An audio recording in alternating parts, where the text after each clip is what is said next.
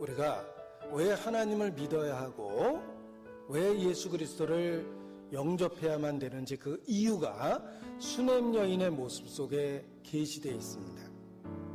수냄 여인은 어떤 보상을 바란 것이 아니라 하나님의 사람이라는 것, 하나님의 역사에 참여한다는 것 자체만으로 적극적인 선행을 했던 것입니다. 엘리사가 자기에게 무엇을 해줄 수 있기 때문에 섬긴 것이 아니라 엘리사가 하고 있는 사역이 귀하고 가치 있다는 걸 알았기 때문에 엘리사를 기꺼이 섬긴 겁니다. 우리가 하나님을 왜 믿습니까? 하나님이 나에게 반대급부, 보상을 해주기 때문에 하나님을 믿는 게 아닙니다. 하나님이 영원히 침묵하셔도 우리는 하나님을 믿는 것이 올바른 것이기 때문에 그분을 믿고 따라야 됩니다. 존재조차도 없었던 우리를 만드셨습니다.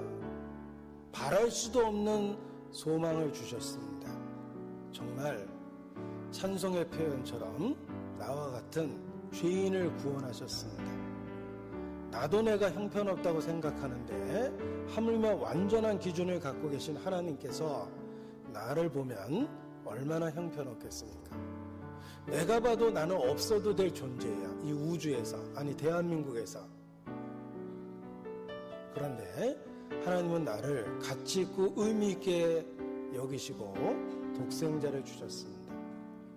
하나님이 영원히 침묵한다 하더라도 우리는 마땅히 하나님을 섬기고 예수 그리스도를 찬송해야 됩니다.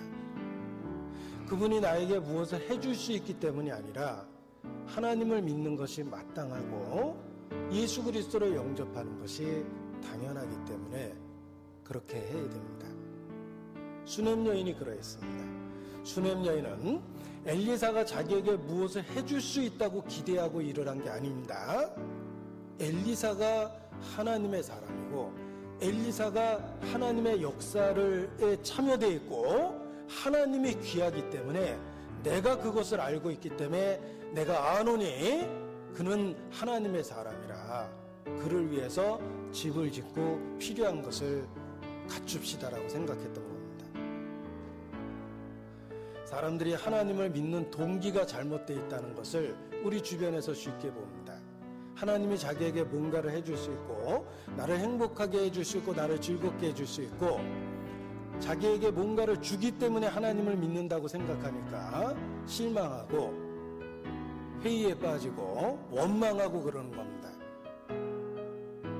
하나님이 우리에게 무엇을 해줄 수 있기 때문에 믿는 게 아니라 하나님이시기 때문에 우리가 믿는 거예요. 그는 창조주입니다.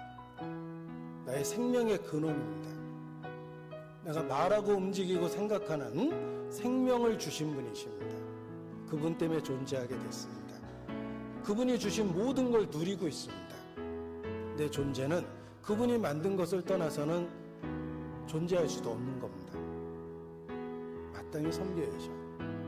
우리 모든 것을 다해서 그분을 섬기는 게 마땅한 겁니다. 천지를 지은 창조주, 더 이상 무엇이 필요합니까? 창조주기 때문에 그 앞에 무릎을 꿇어야 되는 거예요. 게다가 독생자를 주셨어요. 마땅히 찬양해야 됩니다. 상상할 수도 없는 은혜를 주신 거예요. 이 수냄 여인이 엘리사를 섬겼던 그 동기는 우리가 하나님을 믿는 올바른 동기에 대한 가르침을 주는 것입니다. 하나님의 사람이기 때문에 그래서 특별하게 배려하고 섬기고 희생했던 것입니다. 우리도 왜 하나님을 믿는가, 왜 복음을 받아들이는가에 대해서 그것이 참된 도리고 마땅한 도리이기 때문에 우리가 믿고 주님을 찬양해야 되는 것입니다. 하나님께서 내게 무엇을 해주실 수 있느냐가 중요한 게 아니라 하나님이시기 때문에 우리는 그분을 섬기고 따르는 것이다.